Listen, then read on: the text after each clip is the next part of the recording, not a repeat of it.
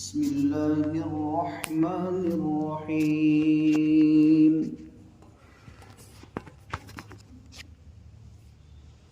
وأقيموا الصلاة وآتوا الزكاة وما تقدموا لأنفسكم من خير تجدوه عند الله إن الله بما تعملون بصير. وقالوا لن يدخل الجنة إلا من كان هودا أو نصارى تلك أمانيهم قل هاتوا برهانكم إن كنتم صادقين. بلى من أسلم وجهه لله وهو محسن فله أجره عند ربه ولا خوف عليهم ولا هم يحزنون.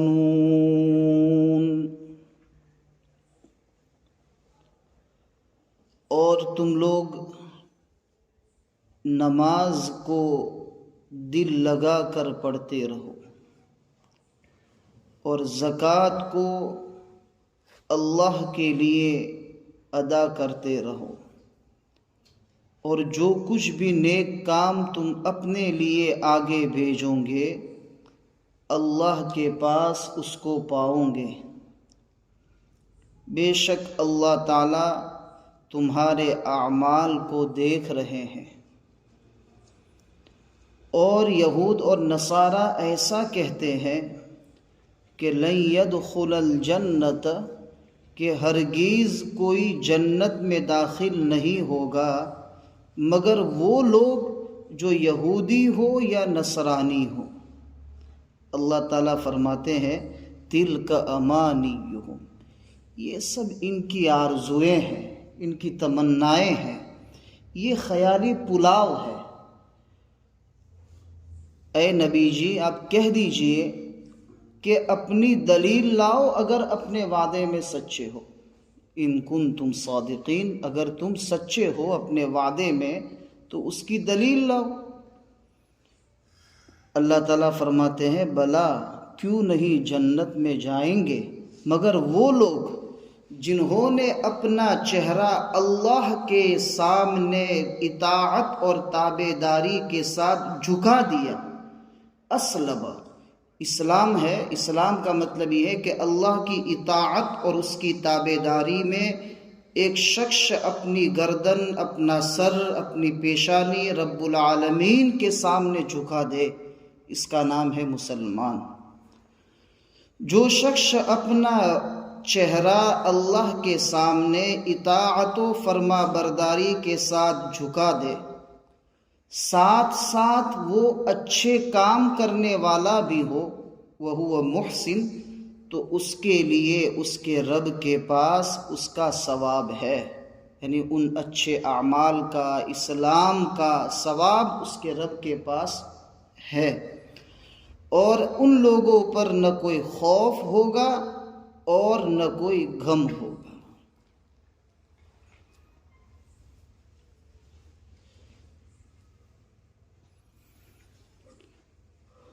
2 ہفتے ہمارے ایسے گزرے کہ جس میں قرآن کریم کی تفسیر کا درس نہیں ہوا. اس سے پہلے بھی یہود کا ذکر تھا کہ ان کے دلوں میں نبی کریم صلی اللہ علیہ وسلم اور صحابہ کے متعلق جو غلط رویے تھے، اور ان کی سوچ یہ تھی کہ یہ حضرات بھی ہماری طرح توریت پر ایمان لے آوے اور مذہب اسلام کو چھوڑ دے. وَدَّ كَثِيرٌ مِّنْ أَهْلِ الْكِتَابِ لَوْ يَرُدُّونَكُمْ مِّن بَعْدِ إِيمَانِكُمْ كُفَّارًا. اور یہ سب کیوں تھا؟ جلن کی وجہ سے، حسدا من عند انفسہم، کہ اگر یہ حضرات قرآن پر عمل کریں گے تو ایک نئے دین کا دنیا میں وجود ہوگا، اور نبی کریم صلی اللہ علیہ وسلم کی ذات حقانی کی وجہ سے پوری دنیا میں مذہب اسلام پھیل جائے گا اور ہمارا مذہب مغلوب ہو جائے گا۔ لیکن یہ ان کے ارادے جو باطل تھے، اللہ نے اس کو باطل کر دی، اور رب العالمین نے اسلام کو، مسلمانوں کو دنیا کے کونے کونے میں پہنچا دیا۔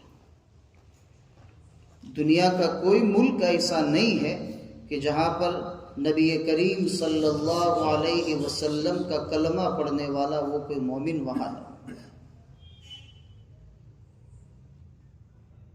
ماضی کے جو انبیاء ہیں، آپ صلی اللہ علیہ وسلم سے پہلے کے جو انبیاء ہیں، اللہ تعالیٰ نے ان کو لمبی عمریں عطا فرمائی تھی، اور نبی کریم صلی اللہ علیہ وسلم کو 63 سال، اور اس میں بھی نبوت کے 23 سال، اور اس میں 13 سال تو مکی زمانے میں پیسنے کے، اپنے آپ کو مشقت اور مصیبت میں رکھنے کے، اور اس پر صبر کرنے کے۔ مکی زمانے میں نبی کریم صلی اللہ علیہ وسلم کے ساتھ تو یہ حضرات چھیڑخانی اس لیے نہیں کر سکتے تھے کہ عرب دیکھتے ہیں کہ جس شخص سے ہم مقابلہ کرتے ہیں اس کا خاندان کیسا ہے۔ قریش، ہاشم، عبد مناف، یہ جو خاندان تھا وہ مکے کا سردار سمجھا جاتا تھا، اور عرب لوگ ان کی سرداری پر متفق تھے۔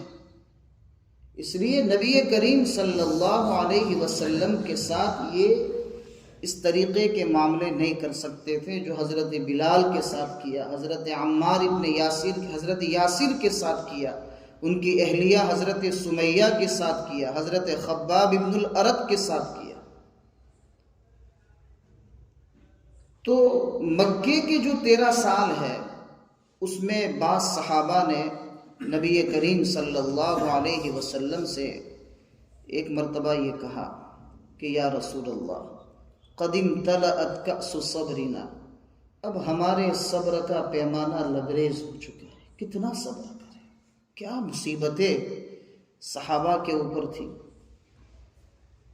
وَلَا نَصْبِرُ مَزِيدًا عَلَى الْمَشَقَّاتِ وَالْمَصَائِبِ، مزید تکلیفوں پر اب صبر نہیں کر سکتے، یا رسول اللہ ادعو اللہ علیہم، اے اللہ، اے رسول اللہ صلی اللہ علیہ وسلم، ان کے خلاف بد دعا کیجیے۔ تو آپ صلی اللہ علیہ وسلم نے فرمایا کہ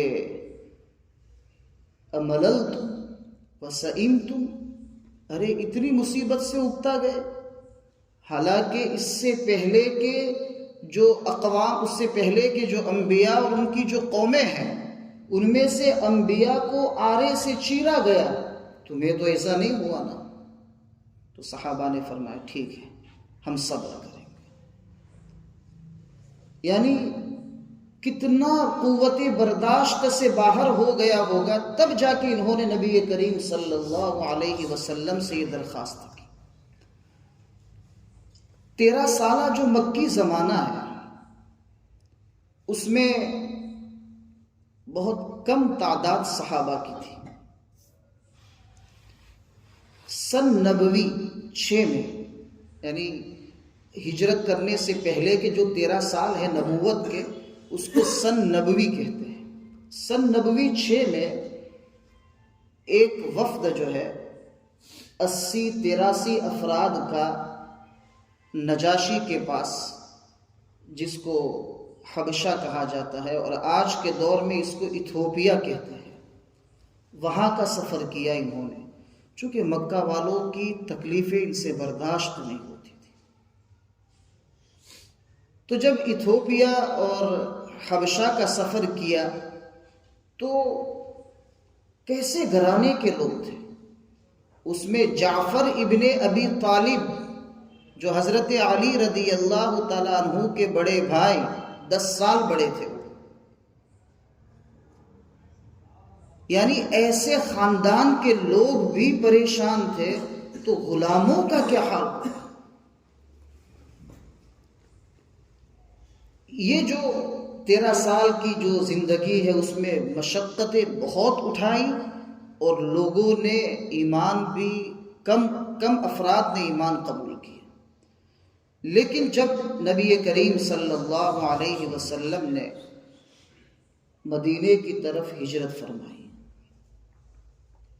ہجرت فرمانے کے بعد جب دوسرا سال، چونکہ مدینے والوں کا ساتھ آپ صلی اللہ علیہ وسلم کو مل گیا، اور جو افراد تھے انصار، جو صحابہ تھے، سچے صحابہ،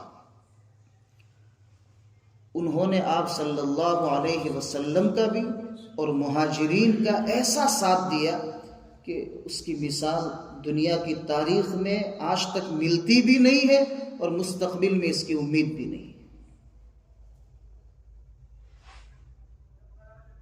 لیکن کچھ نقصان منافقوں کی وجہ سے ہوا۔ ایک تھا عبداللہ ابن ابی ابن سلول، مشہور منافق، جو منافقوں کا سردار تھا۔ اس کو نبی کریم صلی اللہ علیہ وسلم سے دشمنی اس لیے ہوئی کہ مدینے میں آپ صلی اللہ علیہ وسلم کی ہجرت سے پہلے ایک مشورہ ہوا تھا وہاں کے بڑے بڑے لوگوں کے درمیان، چونکہ اس کا تعلق بھی قبیلہ اوس یا قبیلہ خزرج کے ساتھ تھا، جو انصار کے بڑے مشہور قبیلے تھے۔ حضرت سعد ابن عبادہ رضی اللہ تعالیٰ عنہ کا چچا زاد بھائی تھا۔ تو لوگ مدینے والوں نے، اس وقت نام بھی مدینہ نہیں تھا، اس کا نام تھا یثرب، تو یثرب والوں نے ایک میٹنگ کی، جس کو ہم یوں کہہ سکتے ہیں کہ سرپنچ بنانے کے لیے۔ تو جناب کو سرپنچ بنایا جانے والا تھا اور ان کی تاج پوشی کی جانے والی تھی۔ لیکن جب نبی کریم صلی اللہ علیہ وسلم سے مکے میں حج کے موسم میں مدینے کا وفد 2 سال مسلسل بیعت عقبہ اولا اور بیعت عقبہ ثانیہ میں ملا، اور ایک بڑی تعداد میں ملا، اور انہوں نے ایسا کہا کہ یا رسول اللہ آپ یثرب چلے آئیے، ہم مکمل آپ کا ساتھ دیں گے، مکہ والے اگر آپ کو تنگ کرتے ہیں اور پریشان کرتے ہیں۔ تو اب یہ وہ لوگ تھے جو سعد ابن عبادہ قبیلہ اوس، اور سعد ابن عبادہ رضی اللہ تعالیٰ عنہ، اور دوسرے حضرت سعد ہی تھے، سعد ابن معاذ نہیں،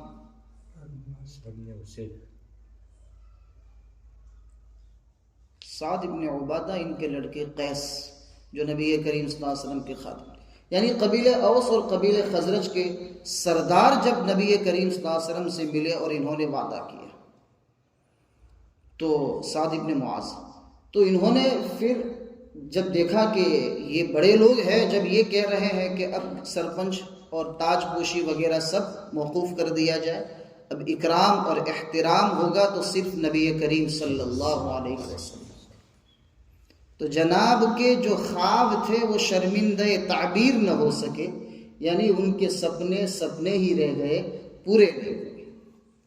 اس لیے اس نے ایک الگ سے ایک ٹولی تیار کی، چونکہ جب سرپنچ بننے والا تھا تو اس کا بھی تو کوئی اس کی موافقت کرنے والے لوگ بھی ہوں گے، تو اس طریقے سے ایک چھوٹی سی جماعت بنی اور انہوں نے بہت نقصان کیا۔ پھر سن ہجری 2 میں مکہ والوں کی طرف سے دوبارہ پریشانی، تو غزوہ بدر ہوا، پھر کہا کہ آئندہ سال ہم مقابلہ کریں گے اور اس کا بدلہ لیں گے، احد ہوا۔ پھر اس کے بعد انہوں نے کہا کہ اس مرتبہ تو ہم ایسا حملہ کریں گے کہ آپ کا نام اور آپ کا کام اور آپ کے لوگوں کو صفحہ ہستی سے مٹا دیں گے، غزوہ خندق ہوا۔ یہاں تک تو کتنے سال ہو گئے؟ 13 سال، اور سن ہجری 5 میں غزوہ خندق یعنی 18 سال، 23 سال نبوت کے، اس میں سے 18 سال تو اس حال میں گزرے۔ پھر اس کے بعد سن ہجری 6 میں صلح حدیبیہ ہوا۔ صلح حدیبیہ میں جب مکے سے قریب پہنچے تو مکہ والوں نے کہا کہ ہم تو مکے میں آنے کی آپ کو اجازت نہیں دیتے، تو انہوں نے کچھ شرائط طے ہوئے، کہا کہ 10 سال کے لیے ہم آپس میں جنگ نہیں کریں گے، جو ہمارے حلیف ہیں جن سے ہمارے تعلقات ہیں خاندان وغیرہ، تو ان سے آپ بھی جھگڑا نہیں کریں گے، اور آپ کے جو حلیف ہیں ان سے ہم لوگ جھگڑا نہیں کریں گے، جنگ نہیں کریں گے، اور آپ آئندہ سال آئیے، 3 دن کے لیے مکے میں آپ کو عمرہ کرنے کی اجازت ہے، ہتھیار ساتھ لے کر نہیں آ سکتے۔ تو یہ سن ہجری 7، کتنے سال ہو گئے؟ 20 سال تو یہ ہو گئے، اب بچے 3 سال۔ صلح حدیبیہ کے بعد جب یہ فیصلہ ہوا کہ ہم 10 سال تک آپس میں جنگ نہیں کریں گے، تو نبی کریم صلی اللہ علیہ وسلم نے اس وقت، اس کے بعد صلح حدیبیہ کے بعد پھر مصر کے بادشاہ، پھر ایران کے بادشاہ، پھر روم اٹلی کے بادشاہ، بہت سارے جو بادشاہ تھے بڑے بڑے، جو ان کو آپ صلی اللہ علیہ وسلم نے خط لکھے۔ تو مکہ اور مدینہ کی حد سے سن ہجری 6 کے بعد اسلام کی دعوت باہر پہنچی، اور اس میں قیصر روم، اس نے نبی کریم صلی اللہ علیہ وسلم کا خط اپنے تمام لوگوں کے سامنے پڑھا، اور اس نے کہا کہ دیکھو تلاش کرو، عرب کا کوئی قافلہ آیا ہے یہاں پر؟ تو قافلہ آیا ہوا تھا، اور اس میں پوچھو کہ جو نبی کا دعویٰ کر رہے ہیں، نبی ہونے کا جو دعویٰ کر رہے ہیں، جن کا نام محمد ہے، ان کا کوئی رشتہ دار ہے؟ یہ بھی دیکھو، ان کو بلا کے لاؤ۔ تو ابو سفیان رضی اللہ تعالیٰ عنہ اس وقت ایمان نہیں لائے تھے، تو وہ اس قافلے میں موجود تھے۔ تو قیصر روم نے جو ہے ان کو بلایا اور کہا یہاں بیٹھو، یہ نبی کریم صلی اللہ علیہ وسلم جن کا نام محمد ہے، ان کی طرف سے مجھے اسلام کی دعوت پہنچی ہے، تو میں ان کے بارے میں کچھ معلوم کرنا چاہتا ہوں کہ وہ شخص کیسا ہے۔ تو بخاری شریف جلد اول کی شروع میں یہ روایت ہے، حدیث النیہ ہے، پھر حدیث الوحی ہے، اور پھر اس کے بعد یہ پوری حدیث ہے، لمبی چوڑی حدیث ہے۔ تو اس قیصر روم نے سوال کیے حضرت ابو سفیان، یعنی وہ پڑھ رہا تھا اور وہ خط پڑھا گیا، اور پھر اس کے بعد وہ ایک ترجمان کے واسطے سے، ٹرانسلیٹر کے واسطے سے ابو سفیان سے سوال پوچھ رہا ہے کہ یہ جو شخص نبوت کا دعویٰ کرتا ہے اس کا خاندان کیسا ہے؟ تو ابو سفیان نے کہا کہ بہت اعلیٰ خاندان کے ہیں۔ کہا کہ یہ جس خاندان سے تعلق رکھتے ہیں ان میں ان کا مقام کیسا ہے؟ تو کہا کہ سب ان کا احترام کرتے ہیں۔ پھر کہا کہ ان کے اس نبوت کے دعویٰ کرنے کے بعد ان کی بات ماننے والے لوگ کون سے ہیں؟ مالدار یا فقیر، تنگ دست قسم کے لوگ؟ تو کہا فقراء ان کے اوپر ایمان لاتے ہیں۔ پھر اس کے بعد پوچھا کہ کبھی آپ کا ان سے جو ہے جنگ ہوتی ہے آپ کی؟ تو کہا کہ ہاں جنگ ہوتی ہے اور ہوئی بھی ہے۔ تو کہا کہ نتیجہ کیا ہوتا ہے جنگ کا؟ تو کہا کہ کبھی وہ جیتتے ہیں اور کبھی ہم جیتتے ہیں۔ پھر اس نے ایسے کئی سوالات کیے۔ پھر اس نے کہا کہ میں گواہی دیتا ہوں کہ وہ سچے نبی ہے، اور اس نے یوں کہا کہ نبی باعزت خاندان میں، باعزت گھرانے میں پیدا ہوتا ہے، اور سب سے پہلے نبی پر فقراء ہی ایمان لاتے ہیں، اور انبیاء کی اپنے دشمنوں سے جو جنگیں ہوتی ہے اس کے نتیجے برابر سرابر ہوتے ہیں. اگر ایک طرف جیتتے رہے انبیاء تو پھر لوگوں کے لیے پھر آزمائش نہیں ہے اس میں. تو ابو سفیان رضی اللہ تعالیٰ عنہ جب ایمان لائے سن ہجری 8 میں، تو انہوں نے کوئی بات جھوٹ نہیں کہی، صرف ایک جگہ پر تھوڑا سا ہلکا سا جھوٹ بولنے کی کوشش کی، لیکن وہ بھی جھوٹ نہیں ہے.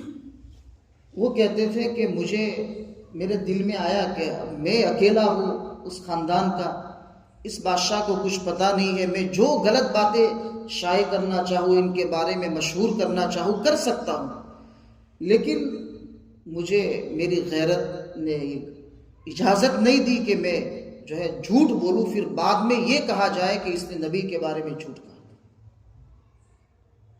عرب کی خاصیت تھی، کبھی وعدہ خلافی نہیں کرتے تھے.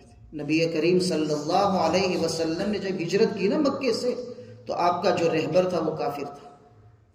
حالانکہ اس وقت مکے میں اعلان ہو گیا تھا کہ جو نبی کریم صلی اللہ علیہ وسلم کو زندہ یا نعوذ باللہ مردہ پکڑ کے لائے اس کو 100 اونٹ کا انعام.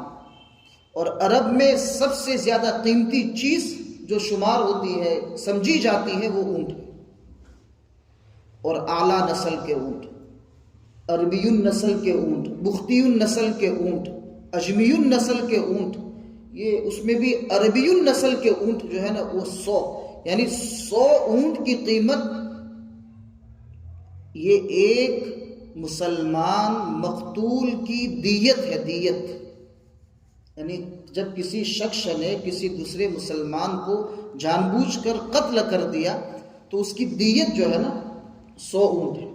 اگر 100 اونٹ نہ دے سکے تو 1000 سونے کے سکے، 1000 اشرفیہ دینار، اور اگر وہ نہ دے سکے تو 10,000 درہم. ان تین میں سے کوئی ایک دے. 10,000 سلور کوئن. اتنی بڑی جو ہے نا رقم آپ صلی اللہ علیہ وسلم کے لیے طے کی تھی. لیکن اس رہبر نے جب وعدہ کر لیا کہ میں آپ کو یثرب پہنچاؤں گا، تو اس نے اس راستے سے آپ صلی اللہ علیہ وسلم کو پہنچایا جو راستہ مشہور نہیں تھا. ورنہ مشہور راستے پر تو کئی لوگ گئے. اور حضرت سراقہ ابن مالک ابن جعشم رضی اللہ تعالیٰ عنہ جو بعد میں ایمان لائے، بڑے تیر انداز نشانہ باز تھے. تو ان کو جب کسی نے اطلاع دی، کہا کہ آپ صلی اللہ علیہ وسلم جو ہے اس طرف جو ہے نا ان کو لوگوں نے دیکھا، ان کی باندی نے کہا، تو انہوں نے اپنی باندی سے کہا کہ خاموش رہو، لوگوں کے سامنے اظہار نہ کرو، اور میرا گھوڑا تیار کرو اور میرا کمان تیر وغیرہ سب تیار کرو، اور پیچھے کے دروازے سے وہاں باندھ دو اس کو، پھر میں وہاں سے نکل جاؤں تاکہ میں آپ صلی اللہ علیہ وسلم کو شہید کر دوں نعوذ باللہ، یا پھر میں آپ کو زندہ پکڑ کے لاؤں. تو چونکہ اتنی بڑی رقم تھی، اس لیے ہر کسی کے دل میں اس رقم کو حاصل کرنے کی لالچ تھی. تو بہرحال یہ مکی دور اور مدنی دور کے اتنے جو حال ہے کہ مسلسل مشقت، پریشانیوں میں، جفا کشی میں، پھر اس کے بعد جو ہے نا سن ہجری 6 کے بعد یہ باہر اسلام پہنچا. آپ صلی اللہ علیہ وسلم کا جب انتقال ہوا، دنیا سے آپ پردہ فرما گئے، تو حضرت ابو بکر صدیق رضی اللہ تعالیٰ عنہ کے زمانے میں زکوٰۃ کے منکرین کھڑے ہوئے، زکوٰۃ کا انکار کرنے والے. بعض لوگوں نے کہا کہ زکوٰۃ تو اس وقت تک تھی جب تک آپ صلی اللہ علیہ وسلم زندہ تھے، اب جو ہے نا پھر اس وقت ابو بکر صدیق رضی اللہ تعالیٰ عنہ نے جو مقابلہ کیا، اَيَنْقُصُ الدِّينُ وَأَنَا حَيٌّ، ارے دین میں کمی آ سکتی ہے، ابو بکر زندہ ہے. نبی کریم صلی اللہ علیہ وسلم کے زمانے میں جو شخص زکوٰۃ میں جانور کے ساتھ رسی بھی دیتا تھا، اگر رسی بھی نہیں دے گا تو اس سے جہاد کروں گا. ایسے حال میں نظام کو 2.5 سال تک سنوارا سنبھالا، اور پھر فاروق اعظم رضی اللہ تعالیٰ عنہ کا دور آیا. اس کے بعد فتوحات کے دروازے اللہ تعالیٰ نے کھول دیے. دور صدیقی میں فتوح الشام، شام کی جو فتوحات شروع ہوئی، لیکن جو ایک تیزی کے ساتھ جو فتح ہونا شروع ہوئے وہ حضرت فاروق اعظم رضی اللہ تعالیٰ عنہ کے زمانے میں، اور پھر اتنے فتوح ہوئے کہ حضرت عثمان ابن عفان رضی اللہ تعالیٰ عنہ کے زمانے میں صحابہ اور تابعین کا ایک لشکر ہمارے گجرات بھروچ میں آ چکا تھا۔ اتنا اسلام اللہ تعالیٰ نے بہت کم عرصے میں پھیلا دیا، اتنی تیزی کے ساتھ۔ ماضی کے اندر جو انبیاء گزرے ان کی امتوں میں دین نہیں پھیلا جتنا اس نبی کی محنت اور آپ کے صحابہ خلفائے اربعہ کی محنت اور مجاہدے سے اللہ تعالیٰ نے پھیلایا۔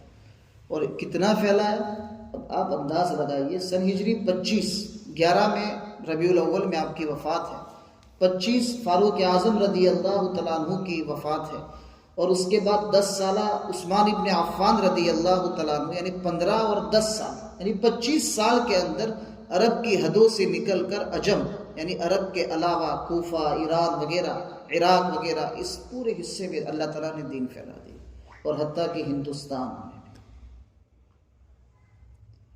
تو جتنی مشقتیں زیادہ، اللہ تعالیٰ نے نتیجہ بھی اتنا تیز دیا، اور اللہ تعالیٰ نے پوری دنیا کے اندر اسلام کو پھیلا دیا۔ اب یہودی اگر یہ چاہتے ہیں کہ آپ ہمارے مذہب میں آ جائیں اور یہودی بن کے رہے، تو یہ کیسے ہو سکتا ہے؟ ان کو معلوم تھا، چونکہ وہ توریت کو جانتے تھے، توریت کے جاننے والے بڑے بڑے علماء تھے۔ حضرت کعب احبار رحمۃ اللہ علیہ، جو فاروق اعظم رضی اللہ تعالیٰ عنہ کے زمانے میں ایمان لائے، اور وہ توریت کے بڑے عالم تھے، انہوں نے ہر چیز کو بتایا کہ نبی کریم صلی اللہ علیہ وسلم کے متعلق توریت میں یہ سب باتیں لکھی ہوئی ہیں۔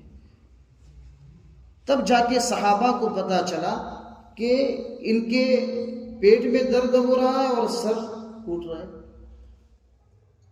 یہ حسدم من عند انفسہم، یہ ان کے اندر یہ حسد کی وجہ سے، کہیں ایسا نہ ہو کہ محمد کا دین دنیا پر غالب آ جائے۔ حالانکہ ان کو معلوم تھا کہ محمد کا دین دنیا پر غالب آنے والا ہے، لیکن اس کے باوجود بھی وہ غلط طریقے سے محنتیں کر رہے تھے۔ پھر آگے والی آیت میں اللہ تعالیٰ نے فرمایا وَأَقِيمُوا الصَّلَاةَ وَآتُوا الزَّكَاةَ، نماز کو قائم کرو اور زکوٰۃ کو ادا کرو۔ نماز کا قیام اور زکوٰۃ کی ادائیگی، یہ کافروں کی یہ غلط حوصلے جو ہے اس کو پست کر دیں گے۔ کیوں کہ انسان نماز میں اپنا جسم خدا کے حوالے کرتا ہے، اور زکوٰۃ میں اپنا مال اللہ کے حوالے کرتا ہے، اور انسان دنیا میں زیادہ سے زیادہ ان دو چیزوں کا مالک ہے، جسم کا اور اپنے مال کا۔ اور یہ دونوں مال جب اللہ کے حوالے کر دیتا ہے تو پھر یہ بندہ سراپا اللہ کا بندہ بن جاتا ہے، پھر اس کے لیے کوئی باطل طاقتیں اس کو ہرا نہیں سکتی اور اس کو پچھاڑ نہیں سکتی۔ یہ حکمت ہے، اس حکمت کی وجہ سے، کیونکہ انسان جسم ہے، عبادت کرتا ہے، نمازیں پڑھتا ہے، اور اگر اس کے پاس مال ہے تو زکوٰۃ ادا کرتا ہے۔ اور مال اور جسم کب تک؟ جب تک زندہ ہے تب تک۔ وَمَا تُقَدِّمُوا لِأَنفُسِكُمْ، اپنے لیے تم جو بھی آگے خیر کی اور نیکیاں بھیجو گے اللہ کے پاس جمع ہوگی، وہاں چوری نہیں ہوگی۔ وہاں بینک میں اگر پیسے بھی رکھتے ہیں تو خطرے ہیں کہ مالیہ صاحب لے گئے تھے، اس طریقے سے پتہ نہیں کوئی لے جائے اور بینک والے کہہ دیں کہ آپ کے پیسے ڈوب گئے۔ وہاں آپ جو بھی جمع کریں گے نیکیاں اللہ کے یہاں پائیں گے، چونکہ دنیا زندگی موت تک، پھر موت جب آ گئی اس کے بعد انسان کا کیا ہے؟ کچھ نہیں۔ تم دنیا میں کتنے ہی بڑے مالدار تھے، کتنے ہی تمہارے بنگلے تھے، ارے تم جس گھر میں رہتے ہو اسی گھر سے تم کو اٹھایا جاتا ہے اور یہ بتایا جاتا ہے کہ اب اس گھر سے آپ ہمیشہ کے لیے بے گھر ہو گئے۔ اور نواز دیوبندی ایک ہمارا شاعر ہے، ہمارے ہندوستان کا بہت مشہور شاعر ہے، اس نے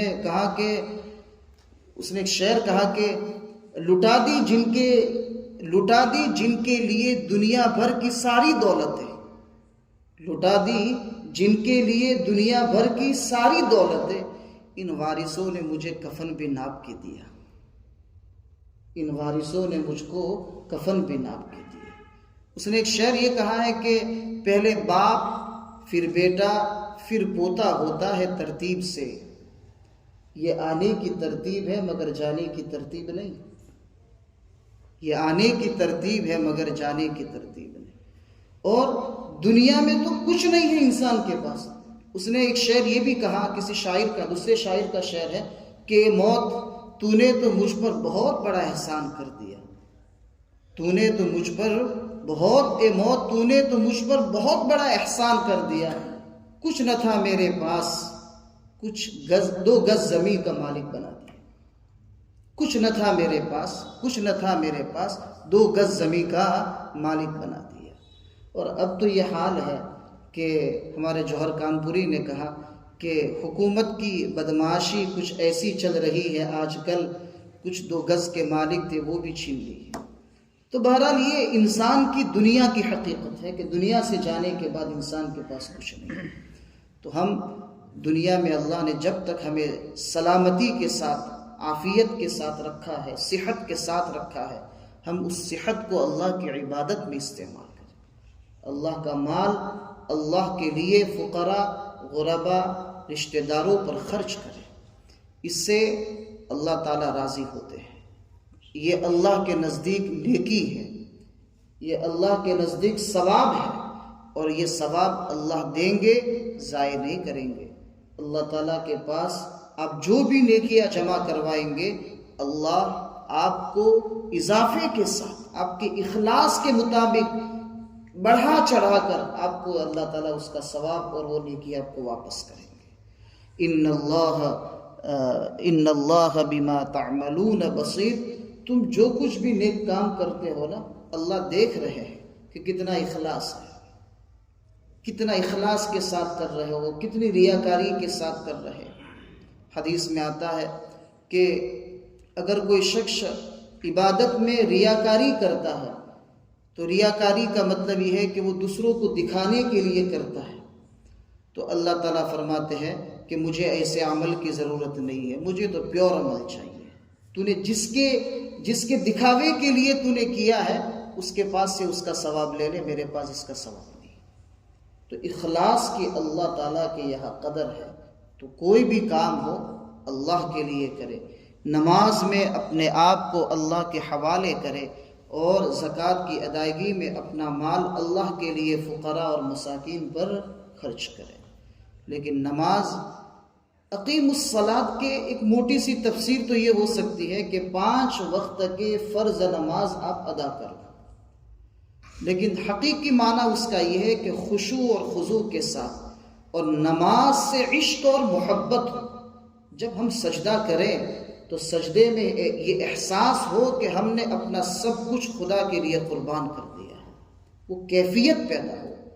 پھر وہ جب کیفیت پیدا ہوتی ہے تو اللہ تعالیٰ انسان کو، ایسے مصلی کو، ایسے مسلمان کو دوسروں کے خوف سے اللہ تعالیٰ مطمئن کر دیتے، پھر اس کو کوئی ٹینشن نہیں ہوتا۔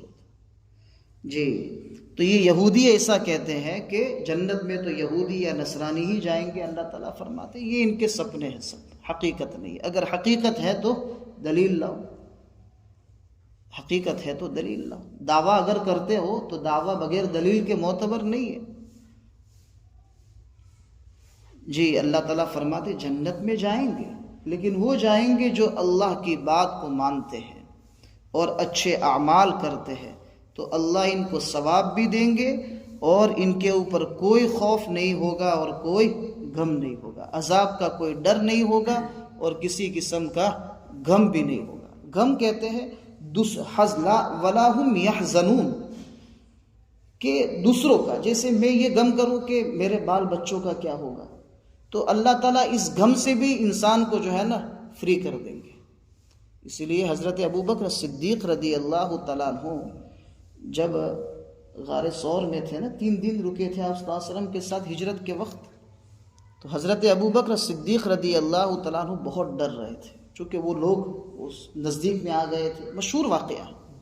تو قرآن نے کیا کہا کہ نبی کریم صلی اللہ علیہ وسلم نے فرمایا لا تحزن ان اللہ معنا، ابو بکر غم نہ کر، اللہ ہمارے ساتھ ہے۔ تو اس کی تفسیر میں لکھا ہے کہ حضرت ابو بکر صدیق رضی اللہ تعالیٰ عنہ کو اپنی ذات کا غم نہیں تھا، حضرت ابو بکر صدیق رضی اللہ تعالیٰ عنہ کو ڈر یہ تھا، غم یہ تھا کہ کہیں نبی کریم صلی اللہ علیہ وسلم کو تکلیف نہ پہنچائے۔ یہ حزن کی تعریف ہے کہ غم انسان کو دوسروں پر ہوتا ہے اور اپنی ذات پر جو ہوتا ہے وہ تو ڈر ہوتا ہے۔ اس لیے انسان کو نہ اپنا کوئی ڈر ہوگا نہ اپنوں کا کوئی غم ہوگا۔ اللہ تعالیٰ غم سے اور خوف سے بالکل اس کو فری کر دیں گے۔ یہ سب چیزیں جنت میں ہوگی، یعنی قیامت کے دن اللہ تعالیٰ ایسے لوگوں کو کامیاب کریں گے۔ نماز کی پابندی خشوع خضوع کے ساتھ ہو، زکوٰۃ کی ادائیگی دل کھول کر ہو، اللہ کے لیے ہو، اور جس ترتیب سے ہماری شریعت نے زکوٰۃ کے ادائیگی کا حکم دیا ہے اس طریقے سے ہم ادا کریں، اور پھر اللہ سے ثواب کی امید رکھیں۔ کوئی کام کسی کو دکھانے کے لیے نہیں کرنا چاہیے، بلکہ دنیا والے کیا کریں گے، دو تعریف کے بول دیں گے، اور پھر کیا کر سکتے ہیں، اور ہم خوش ہو گئے، پھول گئے اور پورا ثواب کھو دیا۔ دنیا والے اچھا کہے برا کہے، ہمیں تو اللہ کے لیے کرنا ہے۔ تو نیت کو صاف کرے، نیت کو خالص اللہ کے لیے کرے، انشاءاللہ دنیا میں بھی کامیاب ہوں گے اور آخرت میں بھی کامیاب ہوں گے۔ اللہ تعالی ہماری اس مجلس کو قبول فرمائے اور قرآن کریم سے عشق و محبت عطا فرمائے، دنیا آخرت کی خیر اور بھلائی عطا فرمائے، جنت الفردوس میں بغیر حساب و کتاب کے داخلہ نصیب فرمائے، جہنم کے عذاب سے ہم سب کی اور پوری امت مسلمہ کی اللہ تعالی حفاظت فرمائے۔ وصلی اللہ تعالی علی النبی الکریم۔ سبحان ربک رب العزت عما یصفون وسلام علی المرسلین والحمد للہ رب العالمین۔